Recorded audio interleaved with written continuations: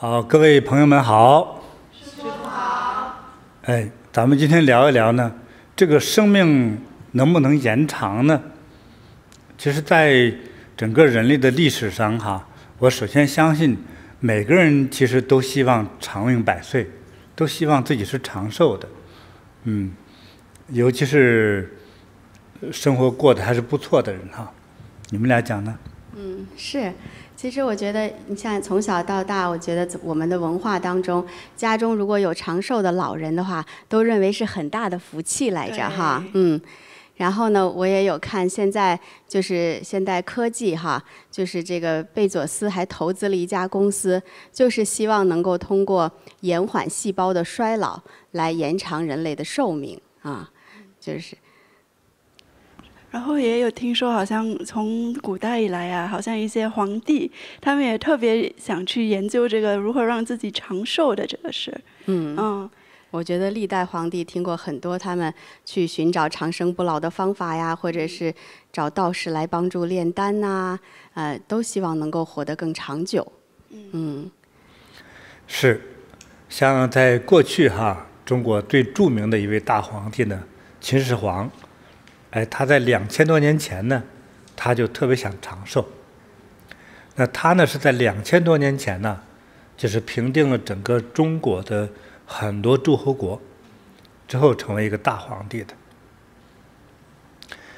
那有这样的权利就是统一大的天下，他希望自己能够长命百岁。那他呢就做了很多努力，他派人呢到处寻访这样的高人妙方，应该说没有得到。后来呢，还听一位道士叫许福，传说呢，说这个东海有个叫蓬莱仙岛，那里呢住着神仙，可能寿命在3000年左右。如果能寻找到的话呢，他就能活3000年。秦始皇下令呢，就去寻找吧，带着3000个童男童女，就去了东海。可是，一去不返。秦始皇呢，最后活到了49岁。他在2000多年前呢，就病逝在全国巡查的途中。这统一了当时的6国的大皇帝想要长生不老，付出了这么多的努力，但是最后也没有达成心愿是这个，可见要延寿还真的不是一个特别容易的事呢。是啊，再到后来就是佛门有一位大家都知道的一位高人，就是达摩祖师，从印度来的他这个时候是好像1700来年，1600多年前对，达摩祖师据说他活到了154岁，活了这么久在那个年代，人的平均寿命可能就是30岁，不到30岁，不到30岁对，他活了这么久那真是神仙啊！对呀，是5个人寿命加起来对，不得了，到现在也没有现在没听说有这么长寿的人没有，近代最长寿也没有这么大的年龄。是，对，这个达摩祖师呢，他是佛门一位高人之一那么他这个在中国来之后传的叫禅宗，那这个禅宗呢，对于中国的佛教，对于日本韩国这个影响是特别大。到禅宗现在都是很兴旺发达，很了不起，所以他呢也是打坐修行还有可能是活了这么久，所以他有他的神通妙法这也是不得了的一位高人。现实生活中，你来说一说。好的，师傅。我还专门查了查就是近代比较长寿的老人在美国呢有一位迄今为止最长寿的老人他叫 Sarah， 叫莎拉Noss， 他呢活到了119岁097天真的是很长寿哈。他逝世的时候是1999年，其实是也就是20来年前哈。那你看这个老太太看着是很祥和的哈。她呢一位她的女儿当时被采访的时候，女儿已经96岁了哈。也很长寿啊。对，女儿说她的妈妈是一个特别平和的人，就是面对任何事情都从容不迫哈，就是从来不会焦虑和生气。所以女儿说呀，这可能就是妈妈长寿的原因。很有趣啊，这是近代美国最长寿的老人。然后我还查到，就是像日本，我们都知道日本人也挺长寿的嘛。然后日本最长寿的老人，就比你刚刚说的那个美国人，就是多活了大概10来天。他也是119岁他叫田中佳子，就是这位非常和蔼的老奶奶。她出生的日期呢，就是1903年。然后是直到2022年的时候才去世，是日本最长寿的老人之一。然后呢，他平时他的生活习惯，他就特别注意饮食，吃得特别健康。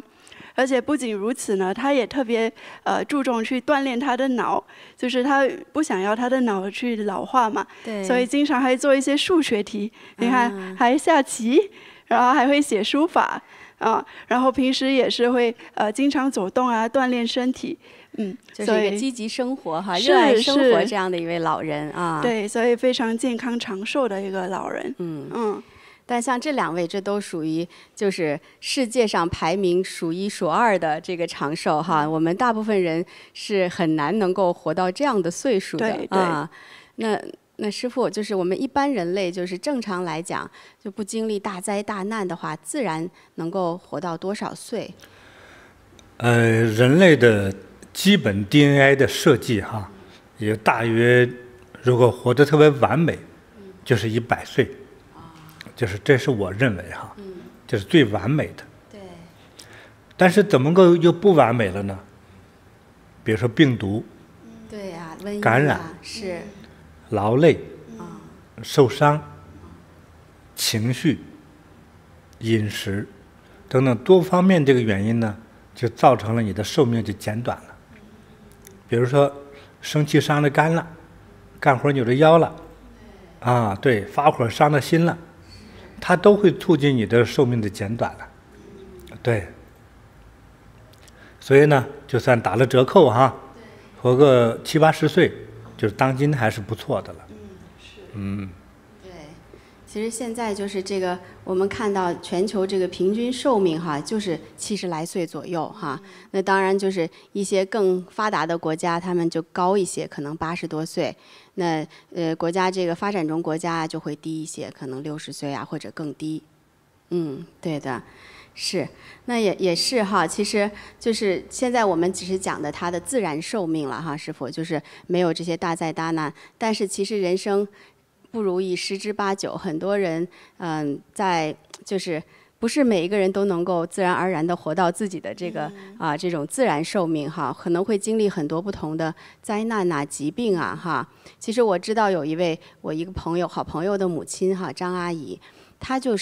她呢50多岁就诊断出有胰腺癌啊，然后当时医生就说拼命的活哈，努力的去诊治，也就2、3年。那家人不放弃嘛哈，那自己的母亲肯定是大小医院都跑遍了，中西医也跑遍了，最后3年之后钱也花光了，人也受了不少罪，但是这个张阿姨还是最后离开了人世。不是这样尤其是就是明确得了一些绝症的哈，尤其现在癌症来说，就是钱也花光了，病也没治好，几年之后人就走了，就是落这个寿命没法延长。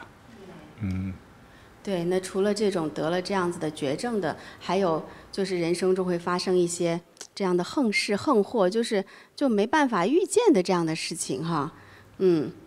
对，就这种事情发生的时候就更难去避免或者是预料了哈。对。这个横事横祸，那就多了哈。比如说过去叫狼给吃了。对。现在就汽车给撞了。对，现在就是。哎呀，走路不小心一块砖头从楼上掉下来。真是。甚至还有人哈，洗澡在洗手间滑一脚，正好摔到脑。是吧？那么不幸啊！这种不是得病而死，对，就是额外的发生一些事故，而失去生命哈。对，这种几率也挺高的。是。它不是因为疾病，对，也不是因为战争。对，那还有的呢，就是我也经常听人说哈，就是年轻的时候就去算过命啊，可能20、30岁去算个命，那个时候算命其实是为了找对象，可能就是想什么时候嫁出去啊？最后人家那命理师给你把后面30年都说了，然后有的就说，哎呀，你可能到60岁就差不多了，就算这样子的啊。但这样子的呢，那他年轻时候算可能也没有太在意吧，因为想着还有几十年呢哈。是。但很多时候，可能真正到了那个关卡的时候，确实就是会有事发生哈。对，我记得之前师傅还给我们讲过一个故事，那个《大宅门》的导演郭宝昌。对。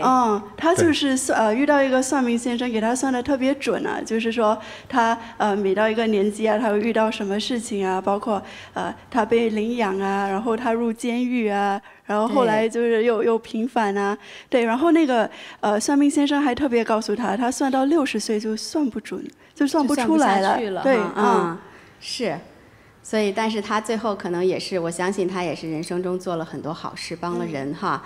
他是最后讲这段话的时候，他已经超过了他的那个年龄了，现在80多岁了哈。所以他就是一个延寿的案例呢。对，还真是啊。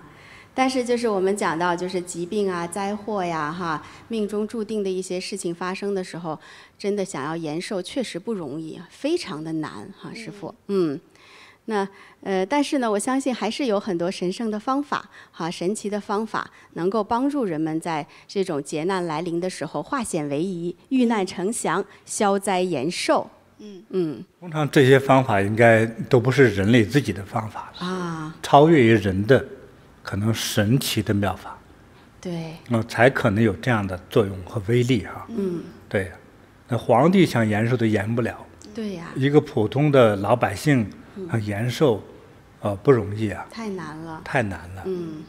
但是我们在菩提呢，经常听到很多师兄姐们也有相同的经历，是对，可能也是我们有听过好几个师兄姐之前也是去算过命，然后后来来修行之后，然后就是活过了那个算命先生说他们会遇到劫难的那个年龄，真是的，对，所以今天也是想跟师父跟网友们哈，大家分享一些这样真实的故事。哎，对呀，下面的内容有点猛哈，大家小心的听，好吧？好的，师父。哎，来吧。好，那我先来分享哈，一位来自马来西亚的叫有反哈，他的故事法务护佑，死里逃生。他说，2020年6月20号，我从家乡的登嘉楼州这是在马来的东海岸的一个州，打算驱车呢回到吉隆坡的住所，大概距离是450公里。那这个出发前呢，我心里感觉非常的忐忑不安。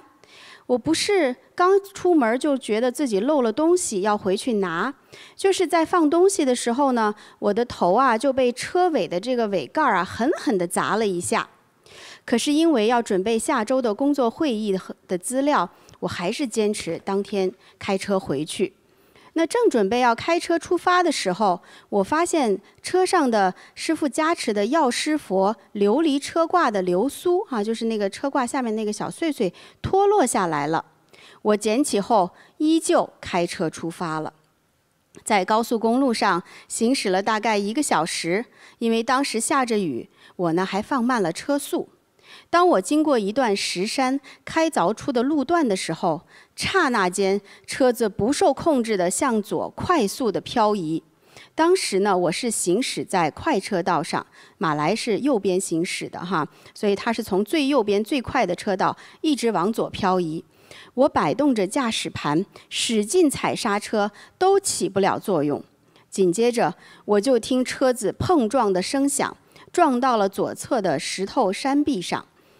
车子在冲撞力的带动下翻了过去，我整个人也随着车子翻转着。这时，一直佩戴在我脖子上的师父亲自加持的法物平安玉环，当时师父还赐名一帆风顺，从我的衣服领口掉了出来。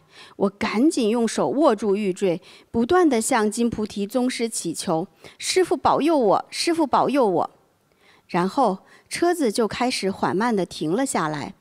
倒挂着的我，不但头部向下，我的身体也被安全带勒紧了。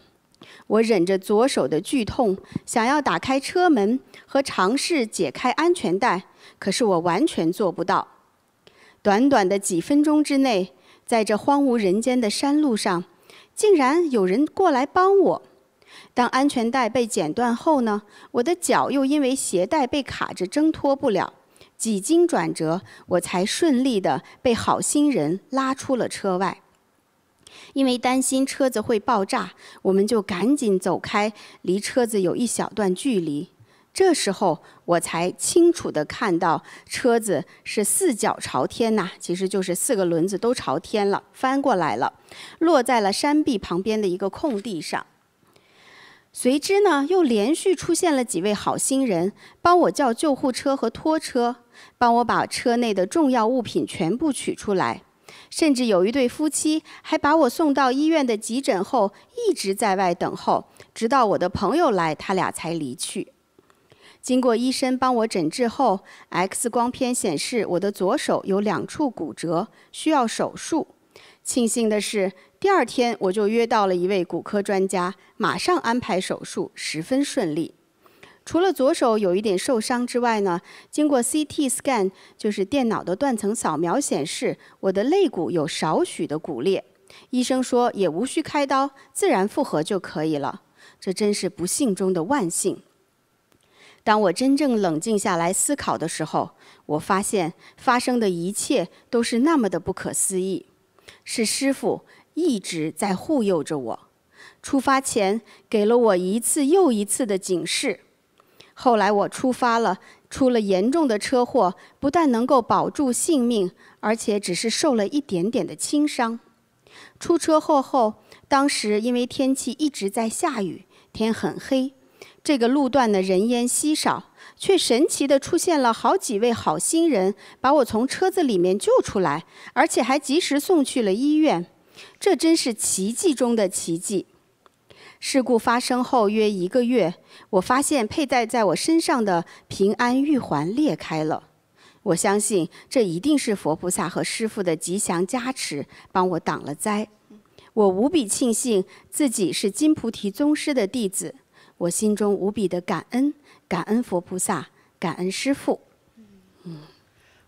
真是个好惊险的故事啊！哎，真是哎，这师姐也是经历了这个，哎，起起伏伏的。但是她刚出来的时候，真的是给了她好多次的警示哈，师父。是。对对。啊。其实就是应该佛菩萨给他警示了哈。啊。先是什么来着？先是他心里忐忑不安，他先有心中的这种心慌意乱。对。嗯。然后一出门就忘了东西，得回去拿。然后拿了东西，把东西放车里的时候，头又被车后盖给砸了一下。对，又砸头。对，然后最麻烦的是要开车出去的时候，我们的琉璃车挂药师佛下面的那个流苏掉下来了。对。这些首先一个是讯息，传达讯息给你。说这些都不利于出门。对呀。哎，他没弄懂。是。其实很多人都是这样，就是说。我计划好了，我要去办什么事，对，或者我几点钟必须到哪里，哎，他呢就觉得改变计划不好，是就还是走吧。但有时候我们也总结个经验哈，就是我们觉得有时候给人誓约好呢，还是说发生灾难好呢，就进行做一个选择。还是安全最重要，真的。宁愿誓约也不能说是发生灾难。对，这个他幸亏哈。没有出人命哈。对。那人命关天呢？甚至说，如果是这个现象，接下来你要坐飞机呢，看起来这个飞机啊，你可能会要推迟掉了。是。哎。是。所以这个还是要小心呢。对。师父以前就讲说 check your message 嘛。对，就是我们修行人啊，又经常供佛呀，就能收到佛菩萨护佑的这样的信息哈。对。佛菩萨来给我们发信息，我们要听话。对。对，不能就是所以那他这个哈，这位师姐也是，她呢当时带了一个师父的平安玉环，当时师父那个玉环亲自加持，还赐了名哈，一帆风顺。对。那在这个过程中，确实他保住了性命，而且轻伤哈，就这个事故就过去了。但1个月后，这个玉环就裂开了，啊，就这样的现象是怎么来理解呢，师父？很容易理解。就在古代的时候啊，很多不同的法师或者是一些巫师，就帮人进行延寿的时候哈，过去也有很多延寿呢，它是用动物的寿命啊，比如我们说的现实一些哈，有些人杀了一只鸡，有时鸡寿命是几年了？香可应该知道，你不是研究动物吗？几年吧，可能几年吧，我不是那么知道，10年可能。不问什么鸡是吧？是。这个一般的家里养的鸡哈，应该在5年到8年吧。但是飞鸡呢，寿命时间长。对，所以想延寿7、8年的呢，过去我知道有巫师哈，通过把这个鸡的寿命转移给这个活着的人。那么还有人呢，把牛羊的寿命转嫁给人。有一只牛，如果无病无灾的话，活30年没问题。有这样做的。但是呢，如果把这个鸡或者动物的这个生命转嫁给一个人的时候呢，这个动物就得被处死，就把他的命移给了这个人。那这个我们有些法物保佑你哈。但是因为可能，如果说这个法物破裂了、损毁了，这种通常叫做救命。如果这个东西没有坏，还好，如果这个坏了，它断裂开了，那如果一个人呢，你的身子断裂开了呢，不就完了，没命了吗？就替你挡灾了，用这个法物替你挡灾，那太值得了。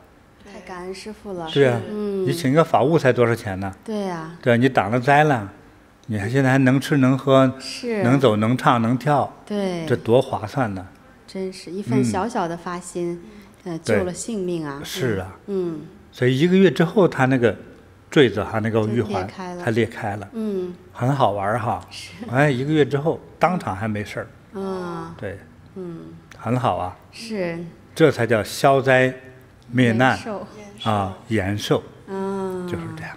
对，那师父啊，这位师姐她怎么就这么的幸运哈？师父，人家出发前佛菩萨一再的提醒哈，然后就这样提醒了，她还是出发了。出发了以后呢，出了这么大的事故，我们看一下照片，那个对，真的是，你看这个。这个车头都已经压扁了呀！对，他就在车头下面，然后是倒挂着，他就只是左手稍微有一点骨折啊，肋骨有一点点裂而已啊。其实当时候如果他这个情况啊，如果没有人来救他，他是不是都不能自己出来出不来，对吧？出不来啊！那车子如果真的就是油箱漏了、爆炸呀什么的，那真的很可怕，想一想都可怕。是，如果人救不出来的话，会有很多麻烦。对，在受惊吓嘛，甚至还有的人会有些出血啊，还有人毕竟习惯于头冲上嘛，你一直头冲下就受惊吓哈。对，有的是连惊吓带受伤，可能会引发别的问题。但是师姐就是一路上都遇到贵人，对，是，就是发生了严重的车祸，在那个人烟稀少的地方，又下着雨又黑，出现好几位好心人来帮他。这个咱就不研究了我们现在说他撞了车了，撞了车了，还是最后顺利送医院，对，没有太大的伤害，是，这就是不幸中的万幸，真的是这就够了，这就够了哈。你说来人来救他。那还只能说明一个问题哈，毕竟还是白天。那一天他发生车祸的时候是下着大雨。那个天呐是一片漆黑。对。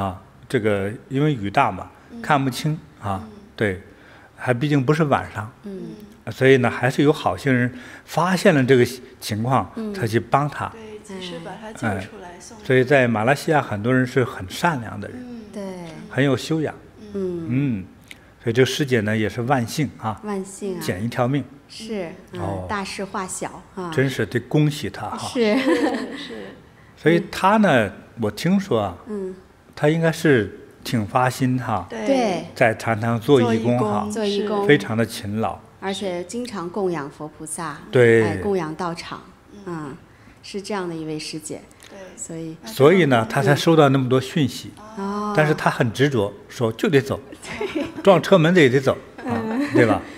就翻了车，你车都报废了，他人没报废啊，这多好呀！真是万幸。相信之后他一定会好好的听佛菩萨的这个信息，对，多做功德哈。对，哎，佛菩萨会警示给你的。哎，恭喜他哈！恭喜，感恩师父啊！师父，那师父啊，虽然我们师父救了他的命，那他给大家分享了这么好的故事，我们也给他送一个礼物，好不好？好的，恭喜有返啊！给他个什么呀？啊，这个马吧，茶宠啊，哎，茶宠宝马，很漂亮，宝马，马到成功，再加一个苹果茶壶，青瓷茶壶，哎，真的，这个事业有成哈，平安吉祥哈，收到，感恩师父的祝福，恭喜有返了，恭喜恭喜恭喜，来再来，好，师父呢再给您分享一个就是来自新加坡的故事，这位师姐叫李妙珍，她给师父分享，师父为母亲延寿了。师父您好，我是来自新加坡的李妙珍，我的母亲今年78岁，曾经经历5次中风，非常感恩师父与佛菩萨的慈悲加持和护佑，帮助母亲消灾延寿。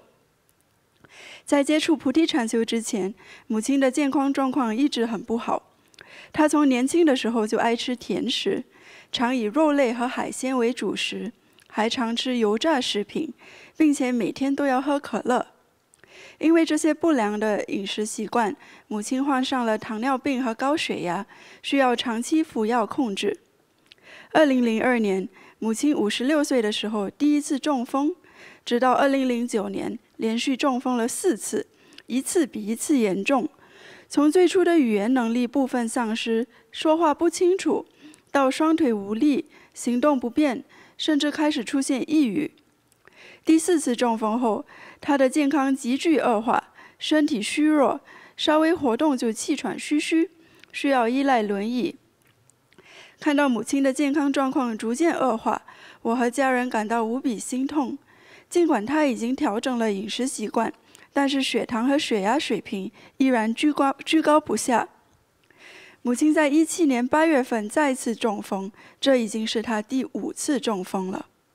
表面上来看，母亲的身体状况并没有明显的变化，但经过医生的详细检查后发现，她的左颈血管已经阻塞了80到99%，右颈的血管也阻塞了40到60%。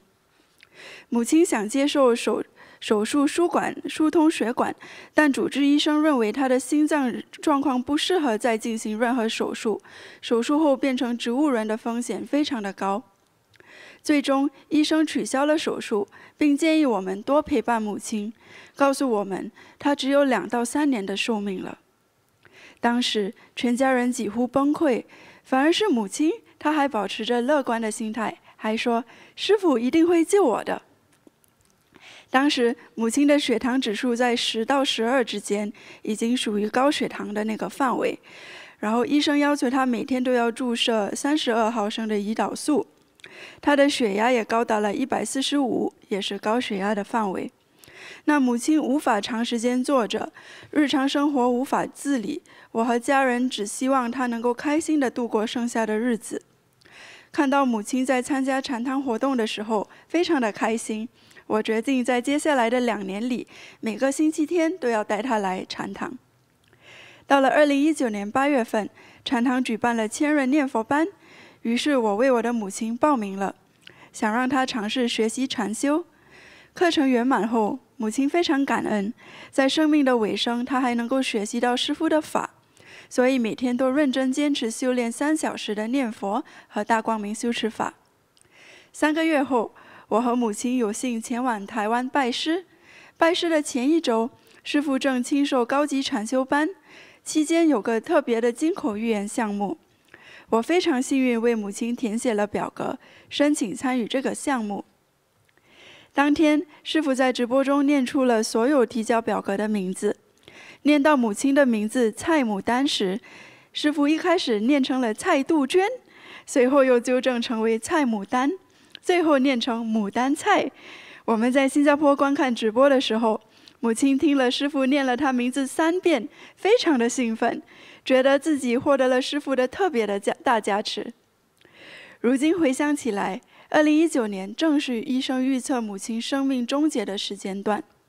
我们深信，正是师父的加持和金口预言，帮助母亲延续了生命。2021年的8月份，师父为网友们讲解了《地藏菩萨本愿经》。每当听到师父反复强调因果的重要性，我和母亲内心都深感忏悔。我的爷爷、二伯和父亲都是靠卖猪肉为生，短命的命运似乎贯穿了整个家族，他们平均只活到了65岁。听了师父的教化后，我们意识到了杀业对家族寿命的影响深远。为此，我和母亲还经常念佛回向给祖辈和冤亲债主，同时也通过不断的点灯、塑佛经身、诵经、迎请法务护佑等，积累福德。在这些年里，母亲依然每日坚持修炼大光明修持法和念佛，母亲的身体一天天的变得越来越健康。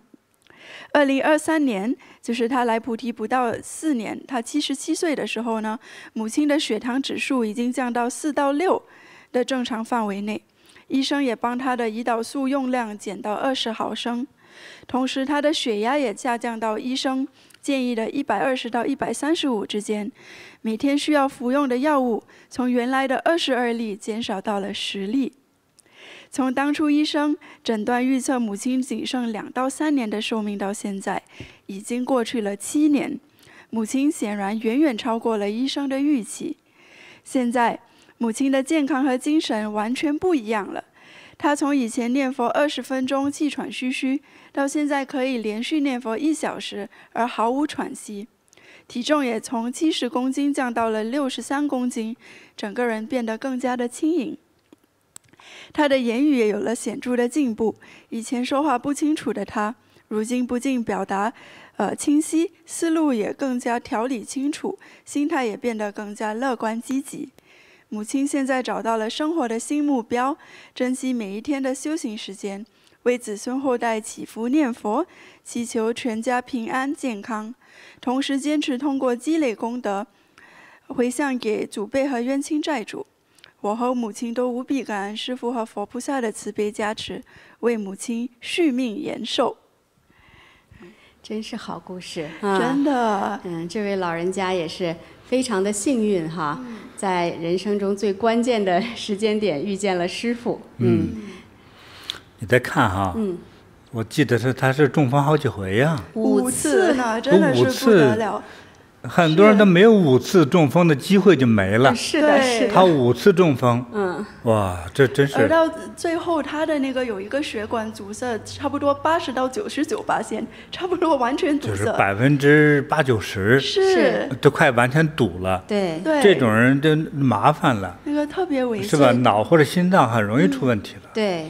所以医生也给他诊断嘛，就是让他们好好陪伴母亲，说大概2-3年的时候就2-3年的时间，当时但是他来到菩提，经过修炼，然后还有得到师父金口预言的加持，他还特别智慧哦，就是说，师父念了他的名字3次，给他了大加持。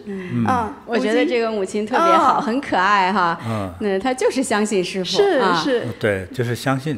就是相信。他虽然叫蔡牡丹，师父先说蔡杜鹃，他觉得师父在说我。对，其实师父就是在说他，对，他就收到了这份大加持，他收到了3次啊，是，对，所以他也就，然后接下来就一直，他们也是做功德啊，包括修炼，对，每天也是念佛念大光明，结果他延寿了7年呢，是。他当然就是他最重要的，他相信师父，还有呢，就他跟师父学习了《地藏经》。学习之后真的是明白了因果，因为他们家族还是杀业挺重的啊。前面是卖猪肉的哈，对就是他的上父亲辈人哈。对，那这个过去卖猪肉和现在卖猪肉不一样。是，我觉得越往过去的时候卖猪肉哈，为了多赚钱，恐怕自己得杀猪才能卖肉，是，对吧？对。现在你是卖肉的，有可能城市化的，就是杀好的肉来卖哈。对，这还是不一样，这个杀业是重的。是。所以他中了5次风。对呀。其实每一次都可能是要命的，然后他的家族的这个爷爷爸爸呀，都平均寿命都是60多岁。你看医生都说，就是2、3年的时间了，因为不能动手术了，再中一次风就很可能挂掉了。对，这孩子一听吓坏了。说既然没救了，领禅堂来吧。是说妈妈喜欢去禅堂，就天天在禅堂待着吧。对。结果呢，又参加我们的课程学习，抽空去修炼，对，后来又懂得做功德，是对，有消业消灾，对，不断的供养佛菩萨呀，供灯啊，是，对，就是为冤亲债主去做功德，希望能够化解这样的冤。解冤释结哈，对，母亲每天修炼，你看她年纪大，每天坚持修炼3到4个小时，她还是很精进的哈。是，现在气色你看特别好，看她的照片还。现在的身体比7年前就医生宣布还有2、3年的时候好的多了哈，她的很多指标都已经恢复正常了，是糖尿病啊、血压的指标哈，所有的药都减到很少，关键是现在精气神特别好，对对，而且当时其实那个。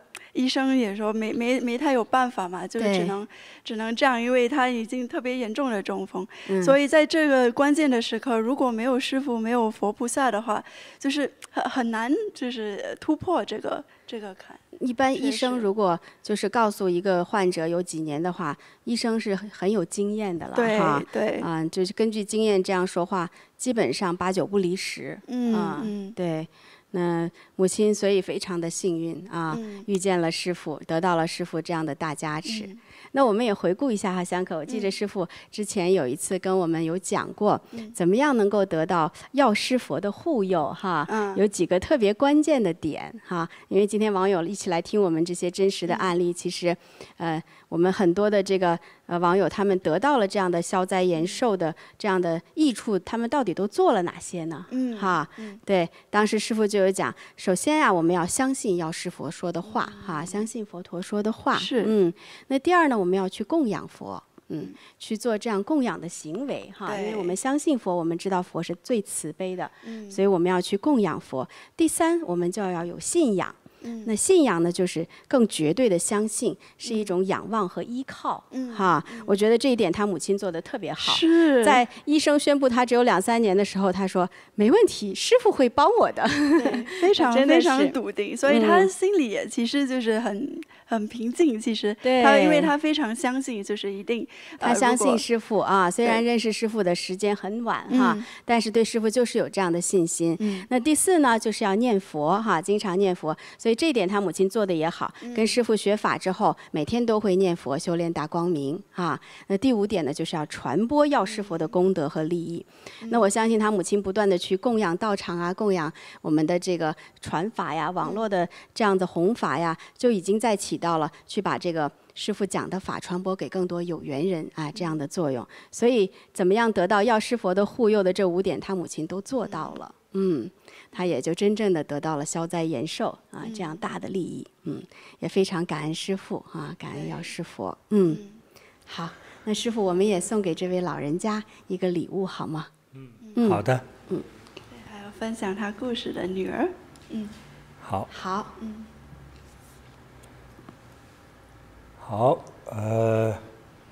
送给他这个，看这是啥呀？这是悟空的茶宠。对，这是女儿帮他分享的哈。对。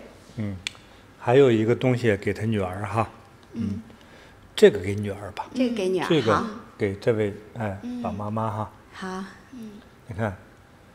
弥勒佛，自在佛哈玉髓白玉髓真的好精美白玉髓挂坠非常非常的精美送给老人家对，佩戴的哈保他出入平安，收到一切吉祥哈，收到，感恩师父，感恩师父。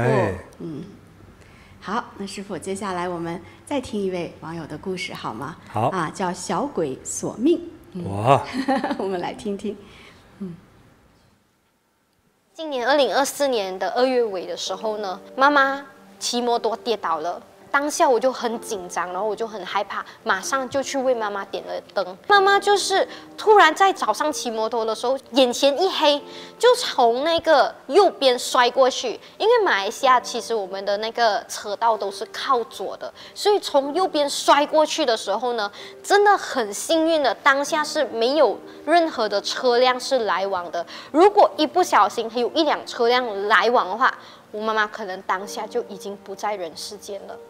跟医生去了解情况的时候，才知道说，妈妈不只是就是表面看到的这个右锁骨断而已，妈妈是6根肋骨也是断掉了，而且这个断的情况是，其中一个肋骨呢，它是错位插到了肺部，有一点小出血，所以整个情况其实是非常的严重的。在接受了这个一系列的治疗过后，医生也说，妈妈只能够靠他自己康复，也不能够做什么，而且最少是需要1年，他呢才能够真正恢复到他正常的生活。当妈妈一回到家，只能躺在床上，整个人的情况都是非常的痛，一直都处于那种痛苦之中。我只要一有空，不管是午餐时间，或者是睡觉前，或者是哪怕有5分钟的休息时间，我都很真诚的诵念药师佛心咒，希望妈妈可以得到药师佛的护佑和加持，让她更加快速的恢复。奇迹就这样发生了。当3个月后，妈妈接受复诊的时候，医生就说妈妈的这个整体的情况已经好了58%，从手举不起来到3个月过后，手已经可以举到这一个地方，这是一个很大很大的进步。而且在短短的这个5个月，他的手就可以举到头顶上方。这是医生想也不敢想的，可称就是一个医学奇迹。但是我自己心里非常清楚，是因为有药师佛、有师父一直在加持护佑，所以妈妈才能够好得那么的快。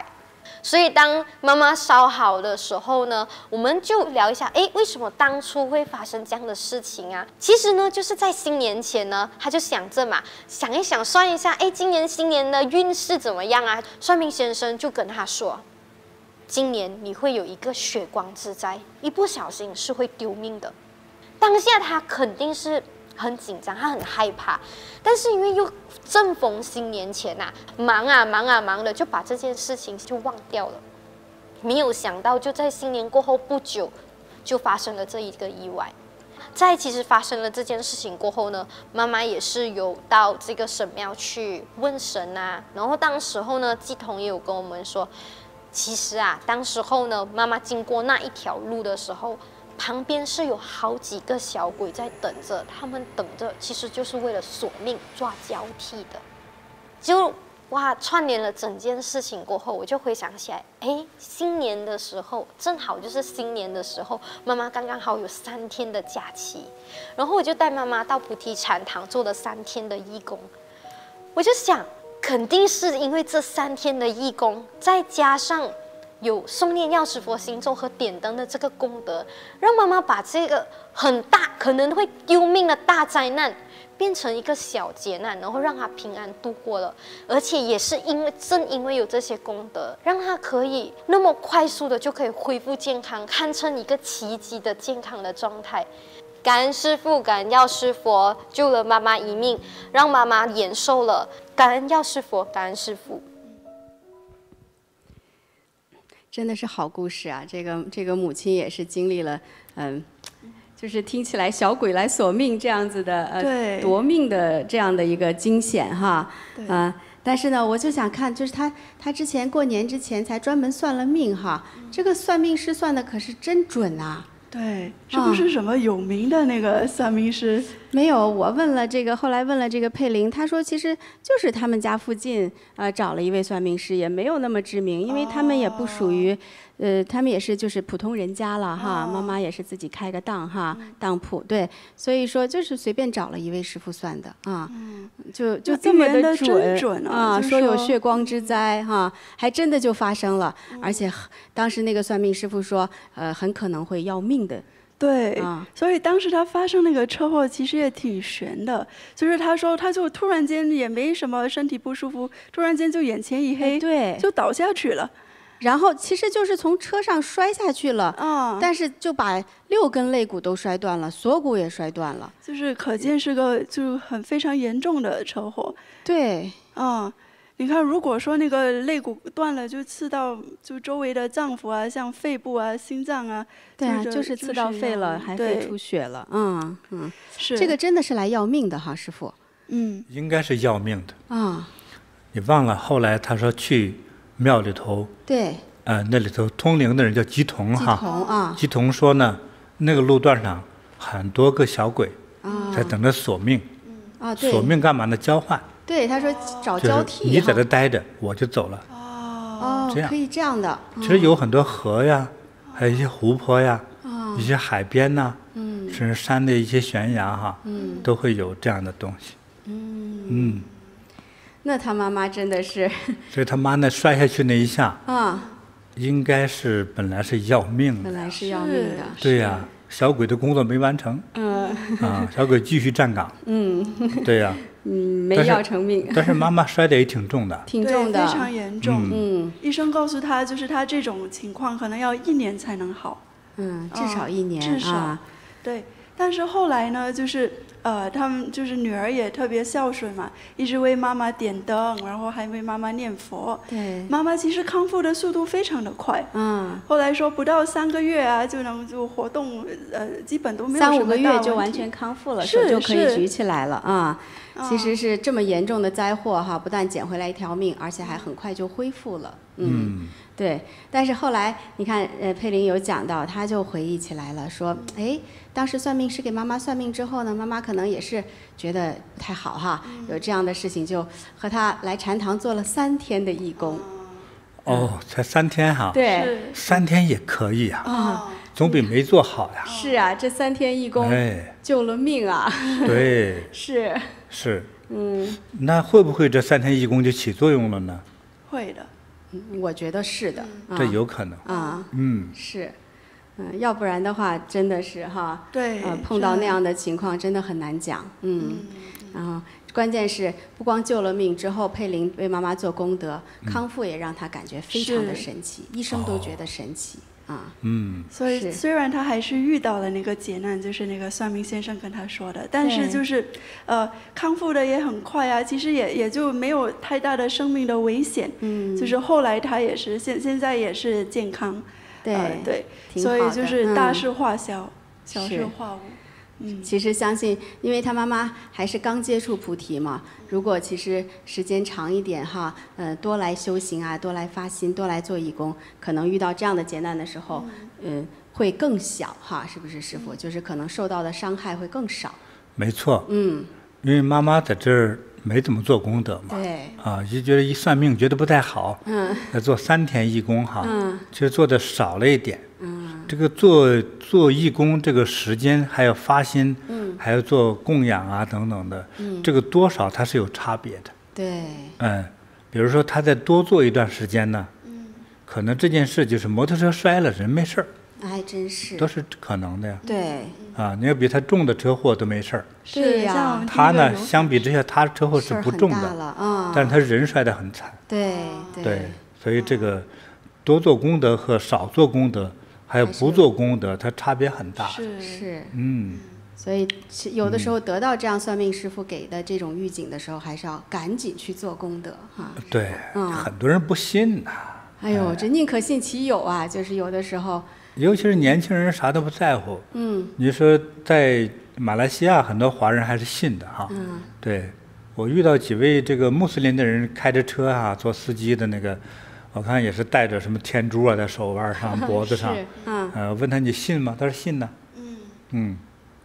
对，那师傅，您说就是这个命理师哈，其实我们经常也会碰到形形色色的哈，这样不同的哈，确实是是有人是会骗人的哈，但是我觉得大部分命理师应该不会乱说话，应该也不敢乱说话的。是啊，是吗？是，而且就是像他的这个情况，确实就是说准了呀。对呀，其实很多人我们听到他们讲算命经历，都说的是很准的啊。对，就像那个流年运势嘛，就是有时候碰到一些年份，可能我们跟当年的那个太岁有犯冲犯克啊，对，就是其实可能那一年也就要多注意，对，也难免会遇到一些不太如意的事情，对，其实这一些可能都写在我们的命运里啊，那要改真的就是非常非常难的事，对，我记得师父有讲过，说就是不同的行业有不同的道，对，就是其实命理师他们也要遵循他们所信仰的道，哈，对他们做这个行业，给别人去说出他们的命运，其实如果随便乱讲的话，是会遭天谴的，哈，是。对，所以如果真的遇到命理师给你讲说，哎呦，今年有血光之灾，真的是要赶紧来做功德，来做义工，来点灯，来供养佛菩萨，哈，所以只有佛能帮你化这个灾。是，好，也是感恩师父。那师父，我们也给佩玲和她的母亲送礼物，好吗？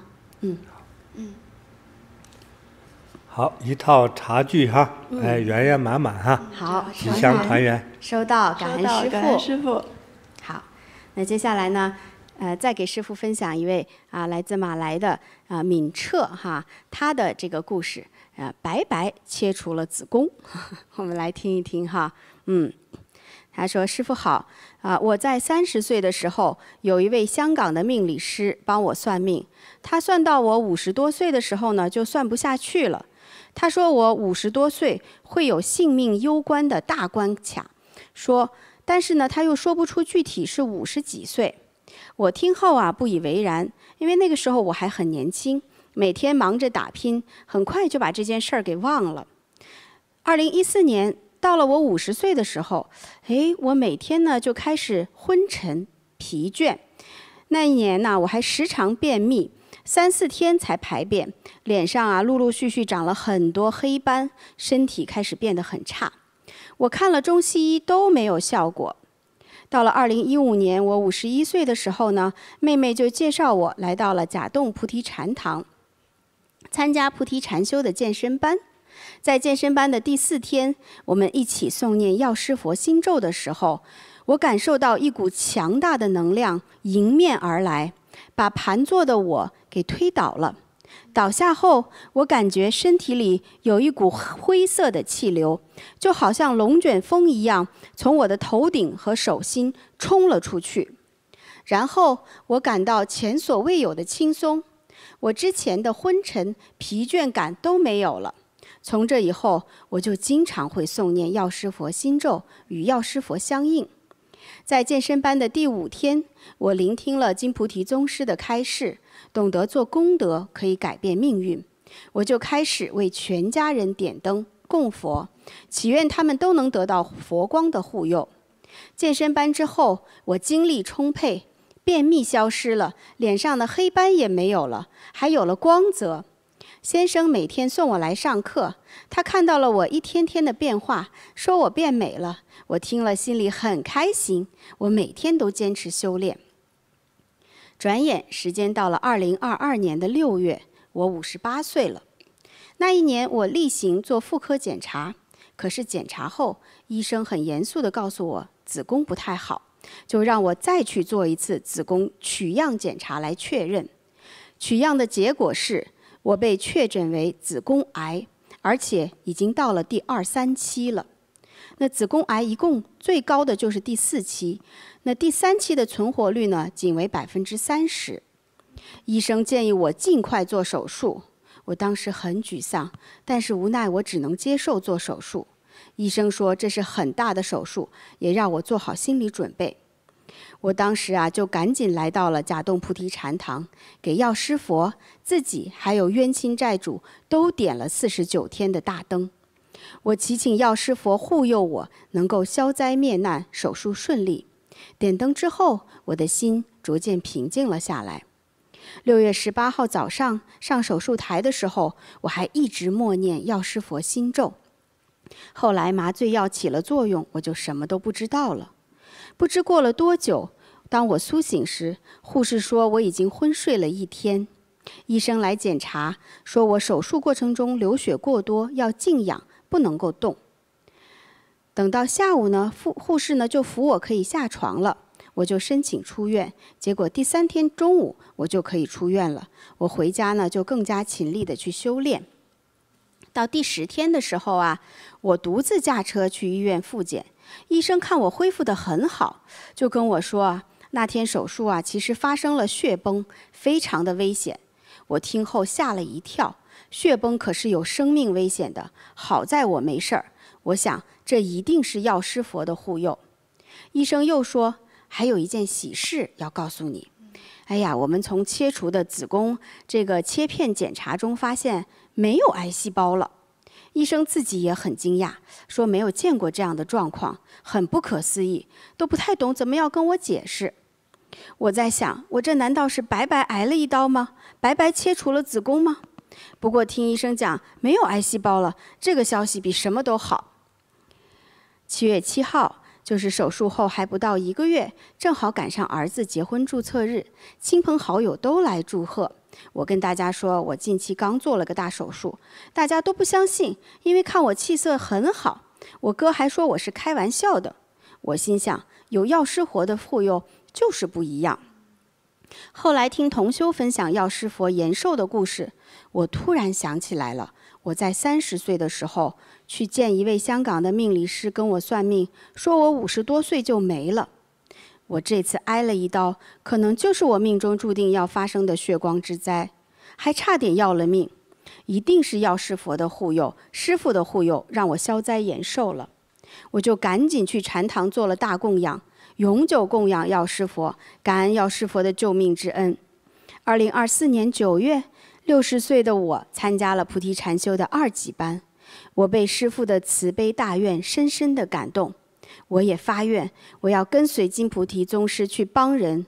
我现在的生命是佛给的，是师父给的，我要多帮人，报佛恩，让更多的人都能得到药师佛的护佑，消灾灭难，离苦得乐。感恩师父。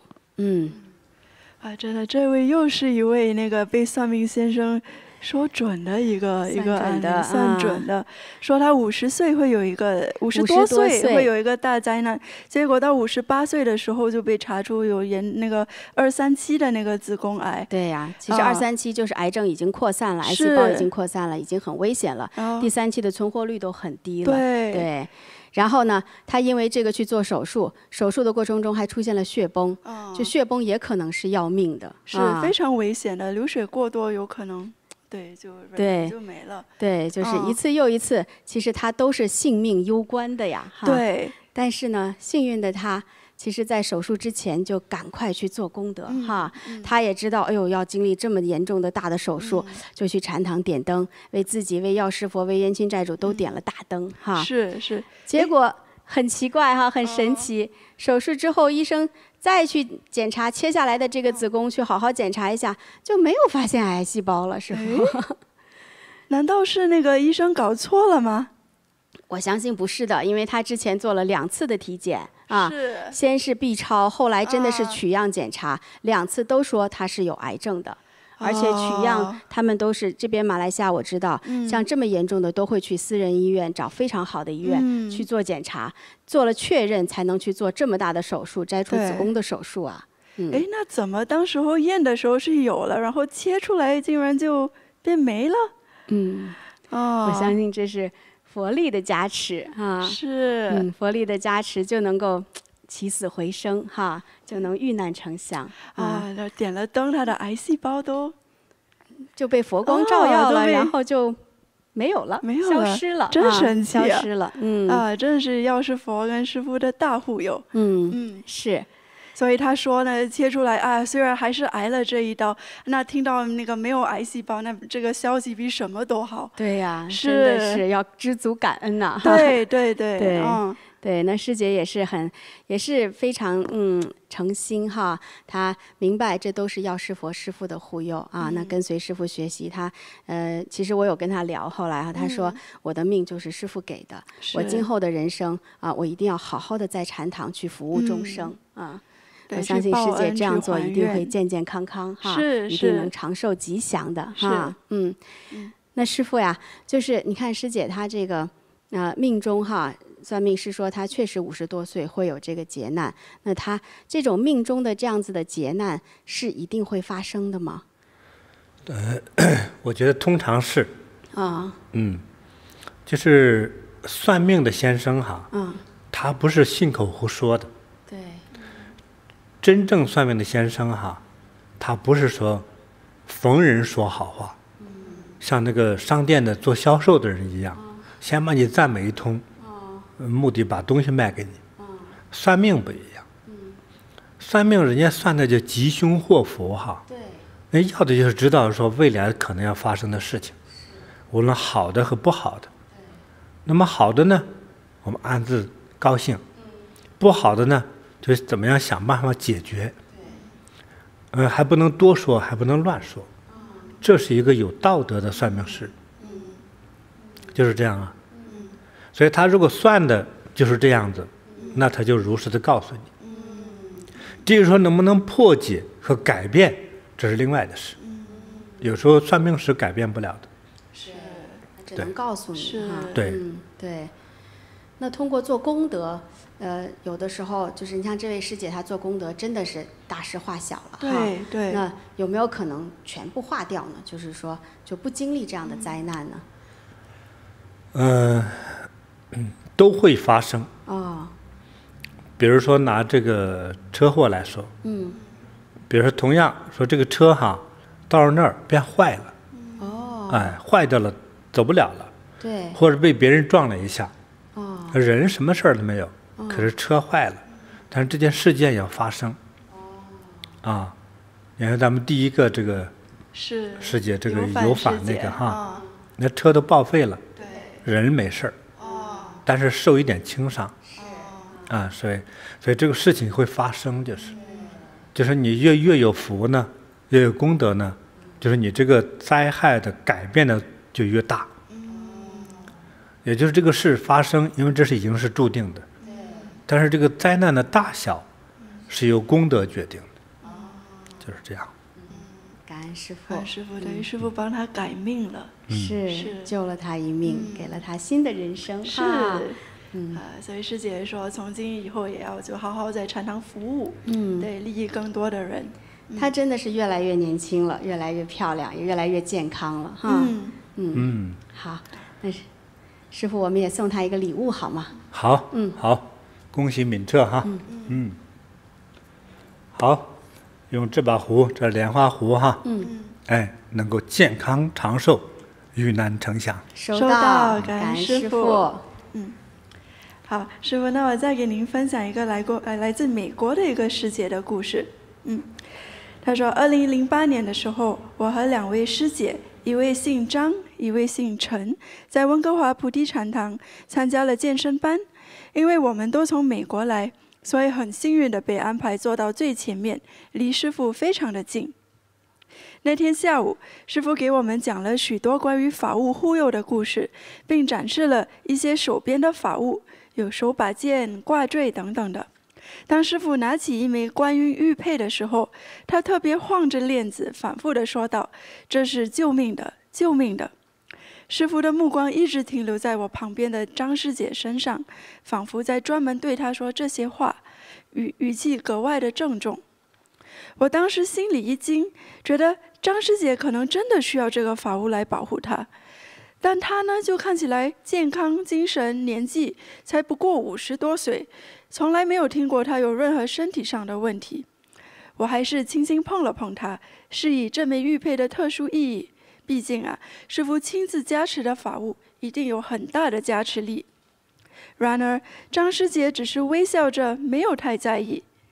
这时，陈师姐就站了起来，恳切地说：“师父，我想请这尊菩萨，我有很重的心脏病，希望这尊菩萨能够护佑我，我会一直佩戴在胸口。我心里为陈师姐感到高兴，她的心脏病多年困扰着她，医生反复叮嘱她要格外小心，不要激动，不要做剧烈运动。她也是因为这个缘故才走进了菩提，参加念佛班。之后我们都返回美国，各自回到了日常生活中。由于工作原因，我暂时出国了一段时间。1年后，当我回到禅堂时，听到了一个让人震惊的消息：张师姐在回美国2个月后，突然因事故而离世了。那一刻，我脑海中立刻浮现出当时师父晃动玉牌的情景，似乎命运早有预兆，只是我们当时都未曾察觉。原来那枚玉佩真的是为了救张师姐的性命。那幸运的陈师姐请了那块师父加持的玉佩之后，心脏病就没有再发作过。她一直坚持禅修，身体越来越健康，非常感恩师父的护佑。这件事让我深刻感觉到生命的无常，我们从来都不知道生命会在何时给我们带来考验。感恩佛菩萨的护佑，或许师父早已看到了未来的征兆，但我们能做的是在当下多一些觉察和感恩的接受的心。这故事也是一个教训来着，是哈，师父，对，真的是，不幸的张师姐哈，对幸运的陈师姐哈。其实当时候师父给那个张师姐说这是救命的救命的，然后旁边师姐还提醒了她，是她可能当时就没有不以为然，领会到这个意义。对，她是不明白师父的慈悲和发心啊。是。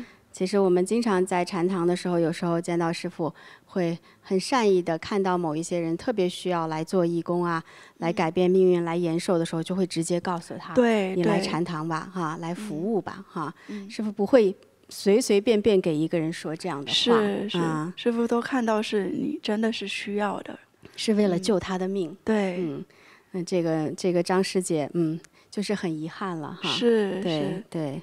那你看，反之要跟他对比，那位陈师姐就是很幸运的请到这个玉佩，她多年那个很严重的心脏病之后就没有再复发了，因为她就是相信师父。是，我们又回到了要相信哈。对。她就是觉得，哎，师父给的都是最好的，一定是帮助我们的。她就请了以后，人家也是一直坚持修行啊，心脏病一直没有复发，玉佩一直在保佑着她。是。对。其实后来我问了，就是分享这位故事的师姐，我说：“哎呦，当时玉佩是不是价格比较高，张师姐请不下来呀？”她说：“其实不是的，她说其实当时就几百美金，任何一个在美国有工作的人都是可以请到的啊。就师父给大家结缘的这些宝贝，保你命的这些宝贝，都不是说那么的，就是从价格上来那么的高哈，真的是为了救他。可是他当时就没有明白。对这个话说起来哈，就是。其实当年那个玉佩，就是他那个场景，我是记不得了哈。我可能在很多人面前说过这样的话，但是我对着一个某个人刻意说的时候，我通常是觉得发现了什么。我们说简单一点哈，比如说之前我讲过阎王爷3把刀嘛，对，是。但是你没有听说过阎王爷黑令旗吗？没听说过，所以在你头顶后头，黑旗子飘着，就是你将会被捉走的。是师父看到了是吗？所以说他呢，为啥要请点东西，有个发心呢？对，这都是业嘛。是。他的问题是业，他又不老。对。当时也没病啥都没有，身体挺健康。对，他是事故让他走的。我们比如说撞车，或者喝水噎死等等的，但是一个事故让他走了。因为有一个小旗子飘在那里。我看到了之后说，第一个他有发心，第二个得到保佑的这是个佛像。赚了他多少钱呢？你比如说500美金，我们作为华人都知道哈。一尊缅甸翡翠5公分的玉佛像，你自己算多少钱？就是成色一般的话，对，都好几千美金，对不对？是，我那个几百块，那是什么价钱呢？真的就像送给他的一样，纯成本价。嗯，那为啥给他呀？因为他需要啊，因为为了帮救他，对呀，但是他自己不知道自己需要啊。是人就是无知啊，师傅。可是呢，他看一下觉得不理。就一般来说哈，就好像一个他把我看成就是一个旅行团的一个强迫你买东西的人，说必须下车买东西，啊，不买东西不行啊，对吧？有这种感觉哈。但是我觉得叫随缘呐。是错过了被救的机会。对。所以就是你也可以这么想，也许呢，如果是他请了，也许他没有去世。是啊。就是这样。他可能就成为今天我们讲的那些重报轻受的故事之一哈。是。虽然可能发生了什么，但是人还在。对。就像那个车祸一样。你可能，比如说你晚1小时就没事儿，提前1小时出门就有事儿。对。就是阴错阳差就到了那儿，啊，到了那个路段那个打滑的时候怎么样撞到了，怎么样把你弄死了。对。就是这样。感恩师父。所以这也是福气啊。是。对。是我们给网友们的一个提醒吧。对。对。其实我们很多菩提同学，我们每天都是佩戴师父加持的法物哈，每天都吉祥哈。大家不要把这个吉祥就是当做是就是随随便便的就来的哈。其实人生吉祥是非常不容易的哈。对，平安是师父在护佑着我们啊。哎，对，通常我们就是如果哈，就是一位命理师，就我们通常俗一点叫算命的。如果他是一个有职业道德的人。你没有灾难，他不可以乱说，知道吗？哎，乱说话，为了拿人钱财哈，将来都会出问题的，啊，所以不可以乱说。那我去给人说的时候说，哎，你应该来做做义工吧。对。还是有人哇，我才上班了，要做多久啊？我一看他有点挣扎的感觉，我就说，哎，1个月做1、2次也可以啊。有人说，哎呀，我很忙哎。真是。那如果有一天，比如说1年以后，上不了班了，比如说你走路都走不了的时候，请问你还怎么忙呢？对呀。对不对？是。讲完了。其实我记得当时我们在温哥华的时候啊，就有一位这样子的师兄啊哈。师父当时就跟他说，其实他和他妈妈一起来嘛哈，他那个时候年纪不大，师父说你应该来做义工哈，好好来修行。妈妈那个时候他妈妈还说让儿子去工作哈，那个年纪不大得去赚钱啊，就没有听师父的话啊。结果隔年没过几个月，儿子就中风了，好像是哈，就倒下了，直接躺着了，也不用工作了。对。错过了他最佳的应该来修行做功德的那个时机啊。所以师父提醒我们，其实有机缘能够遇见师父，得到师父这样的提醒，已经是很幸运了。对，很难得。我们真的是要好好感恩，然后听话照做，才是对自己最好的帮助哈。感恩师父。那师父，我们给这个分享这位故事的美国师姐，给她一个礼物好吗？好的。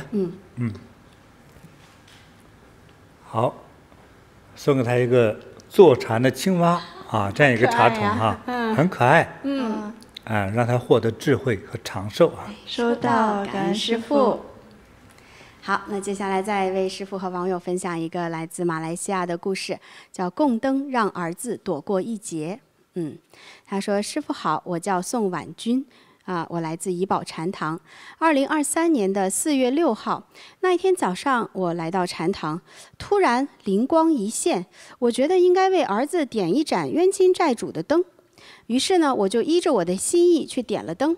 供完灯后我继续在禅堂上课，也没有再多想。那就在同一天呢，我的儿子正好带着婆婆和女朋友一起开车前往槟城游玩。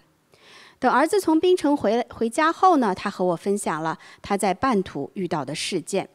去槟城的路途中他不知道为什么突然想在半路的休息站停下来休息一会儿再继续开车。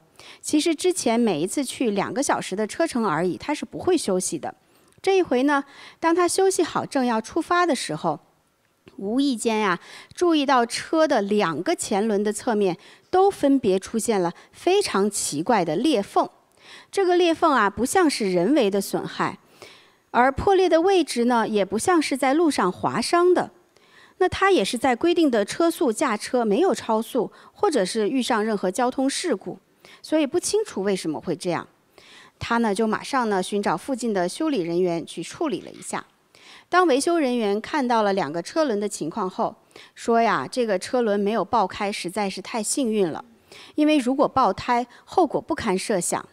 轮胎侧面呢出现裂痕是非常危险的情况，因为轮胎的侧面是轮胎最薄弱的部分，如果带着裂缝继续使用，非常容易导致爆胎，而且呢，在高速路上行驶或者是急转弯的时候，车子还很容易失控。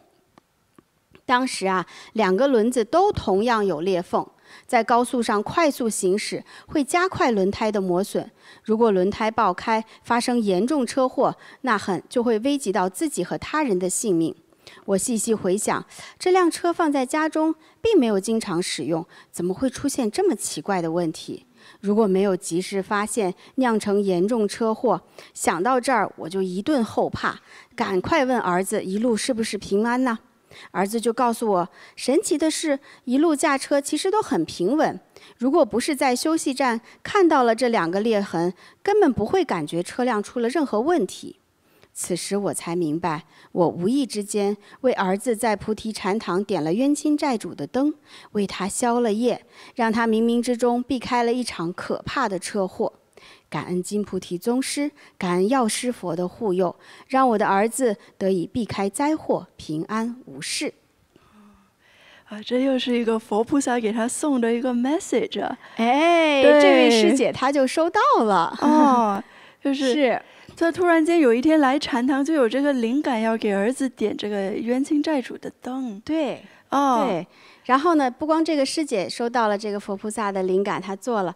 儿子在开车的路途中，平时不休息的，因为就2个小时嘛，哎，不知道怎么就有这样的一个想法，要去休息一下。那肯定是佛提醒了一下他。哦，对休息一下呢？你说一般人在休息站休息，谁会去看车轮胎呀？对吧？就大不了喝点东西，上个厕所，回来就直接进车开车了。他怎么就能注意到他车轮胎上有裂痕？这也是佛给的灵感，我相信。哦，对，而且它那个地方就是裂的特别的危险，因为那个是车胎最薄的地方嘛。它再这么如果没发现的话，就是车胎爆了，可能就遇到很严重的车，那是很危险，对，很严重的后果很严重的。对呀，那师父，你看他们这个，就是他这个姻缘是很好哈，师父，这个怎么就这么好的母亲就能够收到这样的信息哈，帮助了儿子。就说明他是一个平常做人比较好的人，善良的人。就是说这个做功德多，善良的成分多。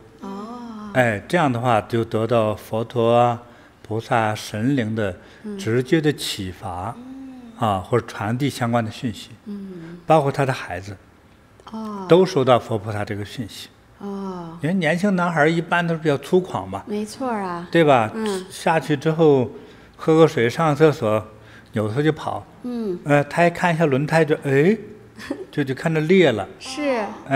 就像那个修车师傅说的，这个侧面轮胎这个爆裂很危险。很危险。车突然间那个轮胎爆破之后呢，车就容易旋转和打滚。打滚，对，翻车。对，什么样的车祸都可能会发生的。是。这也是救一命。真是救命啊！是。所以你说，他要出个门也不是很远，妈妈为他点灯。对，而且可能就是那么巧。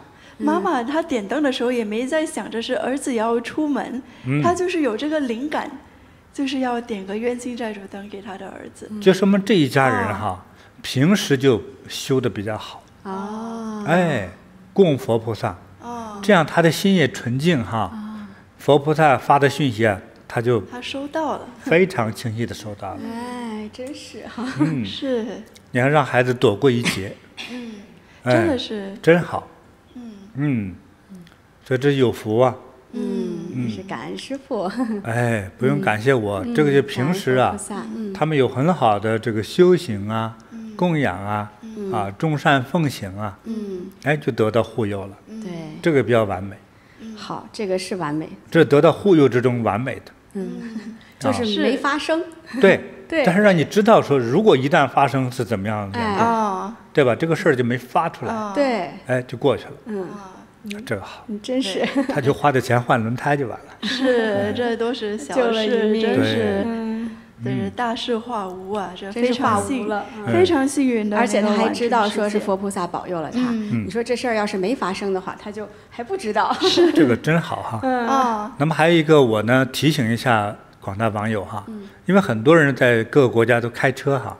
如果你的车如果长期超过半年，不开，就停在一个地方不动哈，那你再动它的时候，看看，那个。靠下面那个位置，你用粉笔画一个道。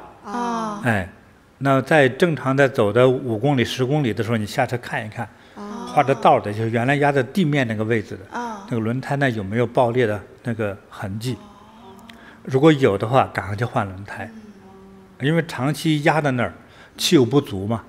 气有不足，那个尤其是前轮的这个轮胎受的压力比较重。哎，如果气不足。那个气是扁的哈，那个轮胎就那里就是直角嘛，直角容易断裂，啊，所以那个就是应该换轮胎，如果没有的话更好。所以如果长期存放，最好找朋友和家人呢，帮着把这轮胎这个位置哈换一下，不要总在一个面着地压着它，就容易裂开。这是一个小技术部分哈。感恩师父提醒。好，那师父，我们也给他们送一个礼物，好吗？好的。好，送给这位宋师姐哈。哎，这是狮子茶壶哈。哎，这个非常漂亮，很有艺术造型感哈。很有力量感。对，希望你这个孩子哈，将来事业有成，如意吉祥。收到，感恩师父。好，那再给师父分享一个故事，也是来自新加坡的丹佐。分享的，他说：“师父您好，我是来自新加坡的黄黎娇，感恩师父和佛菩萨的护佑与加持，在我母亲病危之际救了她一命，使她转危为安，延长了她的寿命。2023年9月份，我73岁的母亲发现自己排便呈乌黑色，连续2天看了2次医生，但医生都说没有大碍。到了第3天，他突然感到全身疼痛无力，父亲立刻打电话通知我，让我带上母亲去医院。当我见到母亲的时候，她的脸色苍白，双手冰冷，几乎没有力气走路。她的呼吸急促，只能用嘴巴呼气。我心中一紧，意识到情况不妙，立即叫救护车将她送往医院。医护人员迅速地进行初步检查后表示，母亲可能是心脏病发作。到达医院的时候，母亲依然清醒。我握着她的双手，安慰她说：“我会在外面等您。”在医院焦急等待了许久后，终于从护士得知母亲需要住进 ICU 加护病房。这消息令我震惊不已。医生解释说，母亲因为严重的肠胃出血，现在已经输了3包血，她的血管也阻塞，同时导致了她心脏病发作，器官都受到了影响。医生建议我通知家属，并提醒说，如果母亲再次心脏病发作，可能无法抢救，要我们做好心理准备，母亲可能随时离开。听到了这番话后，我心里一片慌乱，完全没想到母亲的病情如此严重。当我们进入加护病房看到母亲的时候，她已经昏迷了，身上插满了各种仪器和输管，还有一台大大的洗肾机。她完全依赖这些仪器维持生命。看到了这一幕，我的心如刀割。我们当下在菩提学院网站上为母亲点了49天诸佛加持特大祈福灯，并为她的冤亲债主点了2盏特大15天超荐灯。感恩师父的教导，我们继续以母亲和母亲的冤亲债主的名义点灯给地藏王菩萨，并通过菩提学院塑药师佛金身。我和妹妹还每天为母亲诵念地藏经，祈求她早日从昏迷中苏醒。母亲在加护病房的前3天一直处于昏迷状态，医生也不断提醒我们，她的病情不乐观。但是到了第4天，母亲竟然奇迹般的苏醒了。看着她身上依然插满着电线和输管，我焦急地问她：“您感觉不舒服吗？”母亲却回答说：“不会，我昏迷的时候看到面前有无数的佛菩萨，每一位佛菩萨都面带着微笑，光芒四射。”听到她的描述，我内心充满感动和感恩，深信佛菩萨听到了我们的请求。虽然母亲醒了，但她的病情依然不稳定。当晚，她突然感到呼吸急促，医生并没有给出明确的治疗方案，只是询问我们，如果母亲的情况进一步恶化，是否需要进行抢救。听到这话，我们心中更加焦虑，深感她的生命仍处于危险之中。此时，我想起师父曾在讲解《地藏经》的直播中提到，当一个人病重的时候，如果他在清醒的状态下，由家人为他用自己的财产做供养，塑地藏王菩萨金身，将会获得巨大的功德。这不仅有助于病情的好转，还能延寿。我趁着母亲清醒，赶紧问她：“妈妈，我们能用您的钱来做功德吗？”母亲就点头同意了。于是我们立即在学员网上为他的冤亲债主塑了49份的地藏王菩萨金身。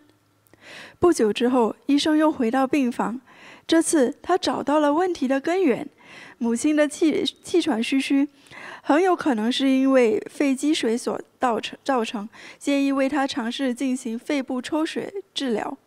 治疗之后，母亲不再气喘了，身体状况逐渐的好转。3天后便转到了普通病房，他康复得非常快，1个星期后就出院了。回到家里之后，母亲仅用了2个月就完全恢复了自理能力，生活恢复如常，真是太不可思议了。我和家人由衷的感恩佛菩萨和师父的加持护佑，把母亲从鬼门关拉了回来，起死回生。我们能在危难时刻能懂得为母亲点灯和做功德，全因为尊贵的师父的教化，让我们领悟到了佛菩萨的大慈大悲，最终在关键的时刻得到了佛菩萨的护佑和帮助，感恩师父的救命之恩。他这位的母亲还特别给师父录了一段小视频，来特别想向师父表达感恩。感恩师父救了我，让我起死回生。我现在可以走巴萨、买菜、煮饭、逛街。谢谢师父和佛菩萨。真是感恩师父啊。就到巴扎逛逛，就是到菜市场，就集市买菜这样子。因为北方人很多不知道巴扎是啥。那个现在他都能去买菜啊，然后去走动啊，反正就恢复了正常的恢复正常生活，对生活和自理能力，看上去蛮健康的呢。对，气色很好。你想当时候想1年前他的经历。真的是非常的2次的鬼门关很恐怖啊，很恐怖啊，是。对，医生都发出了那个病危通知了，就说那个要不要抢救？对，第1次就是说，哎呀，这个真的是就病危了哈。第2次呢，医生就说，哎呀，要你们决定一下，他要再晕过去的话，还抢救不抢救？其实也是病危，2次都被救过来了。对，但他这个也是，他刚开始就是这个大便是黑色的哈，师父。对。大便黑就是带血，就是肠道出血。这样大便的就是通常来说又硬又黑。就是这样，肠道出血。对，他还出了很多血，才输了3包血了之后。对，但是就说明他一直以来就是大便是黑色嘛，就有出血啊。就是他出血，他大便黑色之后呢，他还连续看了2次医生，当时医生都说没事儿。医生说没事儿这医生咋看的？你说？他是兽医吧？这还是新加坡，我们觉得医疗条件应该很好的地方。是比较瘦的医生。是，然后结果我觉得就耽误了哈，等到他第3天也连续出血嘛，再次去的时候直接进 ICU 了，是，然后输了3包血，那 ICU 就是紧急抢救室，对，加护病房，然后输了血之后呢，还引发了他有心脏病。对，觉得一灾接着又是一灾啊，女儿这就是都担心坏了，就说夺命来的似的感觉啊。是，然后女儿担心就赶快来禅堂做功德呀。这女儿也是学会了哈，跟师父学懂了，又是点灯，又是供佛哈，供地藏王菩萨，供药师佛啊，点灯。做了这些之后呢，妈妈很快呢，就苏醒了哈。苏醒了以后，他就问妈妈：“哎呦，你当时昏迷的时候怎么样？”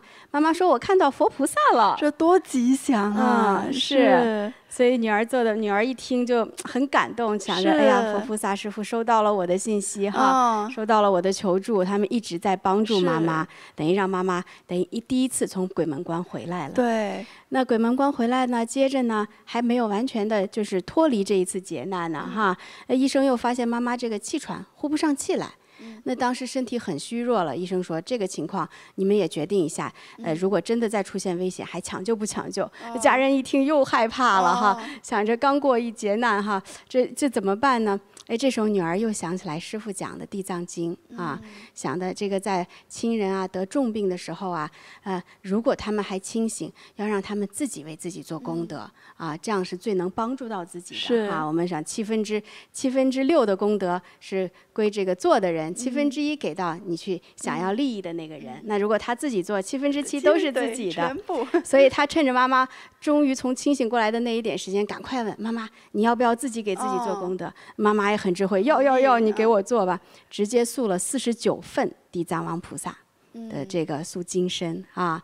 当时妈妈做了这个之后呢，她那个气喘，医生开始一直搞不清楚是怎么回事，马上找出原因了。这个原因找出来了，肺积水，然后一抽水就好了。是。2-3天就回普通病房了，怎么感觉像是过山车一样？刚开始是马上就要这一个脚都已经进棺材了哈，很快就2个脚都进去了，然后怎么过了2-3天，2个脚都从出来了，然后成正常人一样。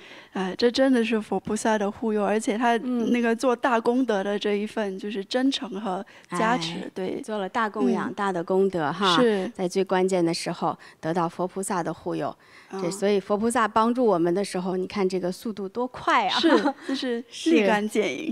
真的是这样的，所以也是这位母亲也是很有福气了哈。俗话说73、84，阎王不接自己去。她就是73岁遇见的这个人生中的劫难，但现在跨过去了，今年已经74岁了。刚才我们看这个视频，气色非常好，很好哈，也很健康，很矍铄，非常感恩师父哈，来就是帮助他，又帮助了一位有缘的这个母亲起死回生，那师父我们也给他送个礼物好吗？好，好，一个普洱茶饼，吃这个呢就健康长寿哈，收到。还有一个呢招财猫，好啊，富贵吉祥，财运亨通收到，感恩师父。感恩师父哈，今天也是跟大家分享了我们真的是非常神奇哈，也有非常神圣的这些遇难成祥、起死回生、消灾延寿啊这样的真实的网友的故事啊。那也是，其实我们从故事中能够得到很多的启发啊。人生中这个劫难来临的时候，无论是疾病哈还是灾祸，其实靠个人的力量是过不去的哈。就是该发生的一定会发生，该走的一定会走哈。这个时候只有靠佛。对只有靠佛。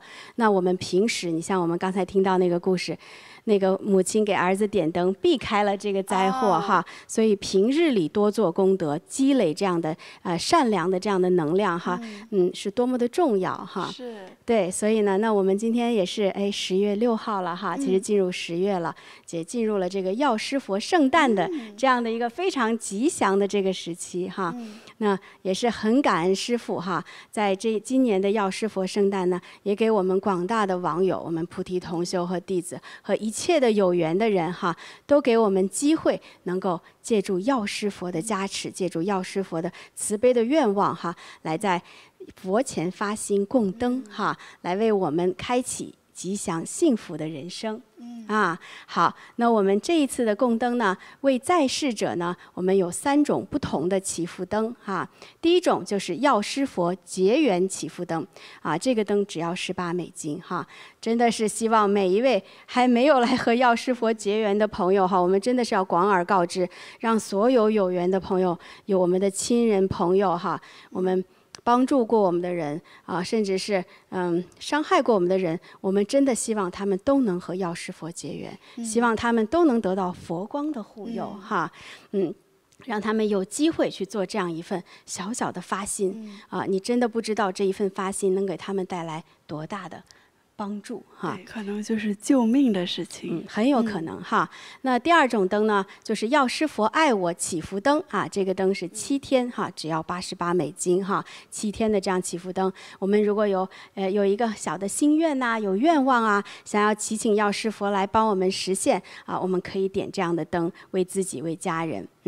那第3种灯呢，就是长寿吉祥光明灯，这是49天我们的大灯了哈这一次也是非常的，真的是师父非常慈悲，只要580美金，我们就可以点到这样49天的长寿吉祥光明祈福灯为自己的亲人为家中的老人祈请药师佛加持他们更加的健康长寿像我们今天听到的这些故事，在最关键的时刻，让他们能够得到佛光的护佑帮助他们度过人生的劫难延长寿命，更好的陪伴我们那这一次呢，我们还非常感恩师父，我们推出了一款超荐灯超荐灯叫永驻东方极乐世界的超荐灯这个呢，为我们的往生的亲人可以为我们的历代祖先冤亲债主都点上这样的灯，它是30天的超荐灯，只要99美金。希望呢大慈大悲的药师佛都能够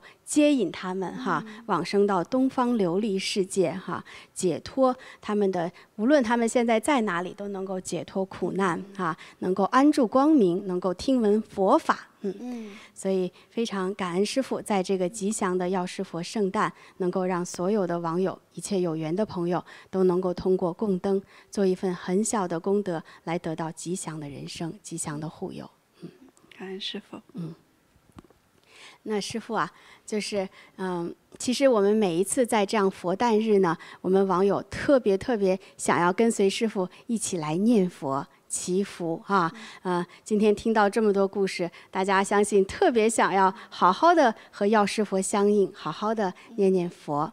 那想祈请师父在药师佛诞的这个期间，能为我们广大网友开办一个念佛班吗？同意。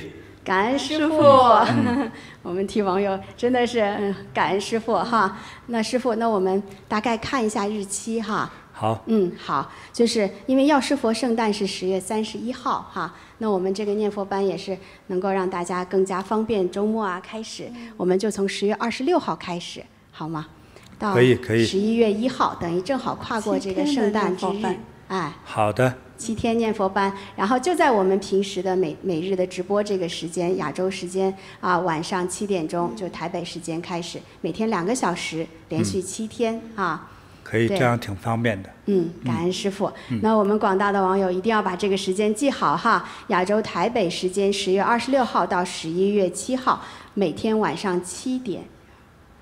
到11月1号每天晚上7点，北美温哥华时间10月26号到11月1号早上4点，我们可以按照自己的时间来参加但是一定要珍惜这样师父带领我们一起来念佛和药师佛相应这样美好的因缘多多的为自己积累功德功德到用的时候是特别的好。是好。那还有呢，就是我们今天听了那么多故事嘛，其实人生不如意的事情十之八九。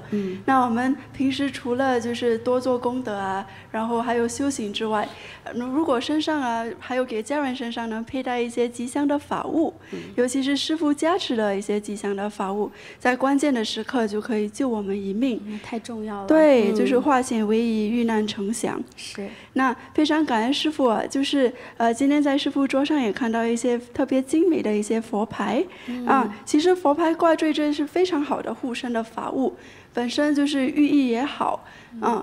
然后师父给我们挑选的都是非常非常精美的一些款式。你看我们有这个白玛瑙，其实就是玉髓啊，白玉髓。的那个佛牌，有弥勒佛的，还有那个观音菩萨的。对，你看你拿着灯光照都特别的通透，非常非常的美，非常美，而且又有师父那个那么大的加持力。最重要的是有师父的加持在里面。是，然后玉髓呢，还有紫玉髓的观音菩萨挂坠，然后还有我们北美慈悲音也有一些蓝玉髓的特别精美的一些首饰。可以给大家看看图片。你看，好美啊！晶莹剔透的，特别美。然后我们知道啊，玛瑙跟玉髓啊，它都能帮助我们通经活络嘛。我们知道就是身体通畅，其实我们身体也好，然后就是也是更加智慧。对。同时就是你看我们的玉髓也能帮助我们平和心律、解压安神，还有助于睡眠。就是它本身的材质都有那么多的好处，健康的好处是而且况且还有带着师父那么美好的一些祝福，能够保护我们。对。然后北美慈悲音上呢，现在还有一些非常独特的那个老琉璃天珠，我们给大家看看图片。对，它这一些那个款式啊，因为当时都是那个手工做的嘛，都是仅此一件的，每样都是仅此一件的，独一无二的一颗。是。然后它上面呢有一些凸起的点，当时师父给我们解释的时候说，这叫蜻蜓眼。然后戴上它也能帮助我们辟邪，然后破除障碍，清净身心。非常感恩师父。感恩师父。好，这个属于老琉璃天眼珠哈，对，它也是这个辟邪的这个作用，才制造出这个样子来啊。对，这个有越老的加持力就越强一些。是。看还有没有给大家要介绍的？对，就是师父现在桌子上的这个金漆药师佛像对这个也是非常的精美哈。我们也是数量其实很有限的哈，在北美和亚洲慈悲音。但是呢，正值药师佛诞的这个季节哈，其实家中供佛是非常殊胜的。对。将佛请回家，保佑全家如意吉祥。这个。把一切灾难邪气全挡住哈，把一切过去的什么罪业呀、什么惹来的什么邪气呀、鬼气呀、阴气呀，全给它变成光明的光芒啊！对，让我们居住者、供养者呢，身心安康，全家幸福，平安吉祥。感恩师父。感恩师父。其实还有哈，就是我们在讲的时候呢，我们一直做了一个贴哈，看我左侧的茶杯，出入平安，平安药师佛。主要这个是在汽车上贴的，冰箱上也可以，你不用的时候可以揭下来哈，对，尤其是出入平安，如意吉祥财源广进哈。就是你贴在这个车的，有的是后盖那个行李箱那个位置，后箱或者贴在还有的呢后窗玻璃，或者侧窗玻璃都是可以的哈。对，这个人家读这一吉祥，你就会变吉祥。是，但是药师佛和师父最美好的祝福。对，出入平安。对，像这个贴也是我们第一次做，因为今天大家坐车的机会比较多呀。对呀。让大家能够保平安。是。出入平安。对。我觉得背包上也能贴。行李箱上也能贴。背包不行哦，因为它这个材质哈，它不是个万能胶。哎，对，它这个尤其是在玻璃上啊，是比较光滑的汽车那个面儿上贴是可以。在汽车上是最好的。哎，布料、背包都不行。对，好，我们就把我们的汽车哈，对，好，贴上，平平安安的啊。对，网友们就敬请期待我们这款非常精美的贴纸。好期待呀！其实这个玻璃都可以嘛，有很多家里的玻璃上，是家里窗户上，门窗口的，还有冰箱上也可以。富贵吉祥。其实店就是我们开店的啦。什么在自己店里哈，财源广进，富贵吉祥哈，对，出入平安多好。叫我的话，在店下头贴一排。是，哎，这生意可兴隆了。又装饰又有吉祥的寓意啊。哎，这人都爱来，一看我进出都是平安的。对，是。连销售招财猫的那个地方，大家都喜欢去是看着就欢喜庆。哎，是，看着舒服，就被吸进去了。好，讲的差不多了吧？哎，对，感恩师父。其实所有师父给到我们的一切，都是为了让我们人生能够更加吉祥、更加健康哈。师父的心心念念其实都是希望众生好，感恩师父。好，感恩师父。好，那祝愿大家如意吉祥，健康长寿，收到。发大财，收到。行好运，收到。我们下次直播再见。好，下期直播10月13号，台北时间晚上7点，温哥华时间凌晨4点。感恩师父。好，谢谢大家。感恩师父。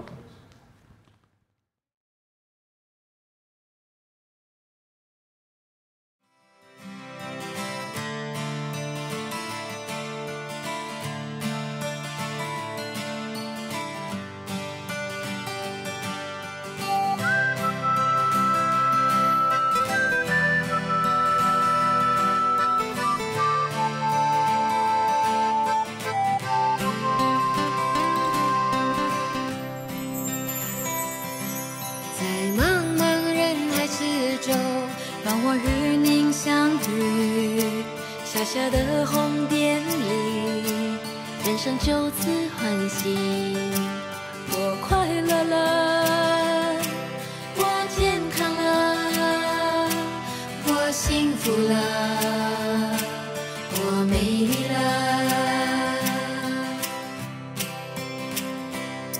在茫茫人海之中，让我与你相遇。小小的红点里，人生变得神奇。我智慧了，我宽容了，我慈悲了，我自在了。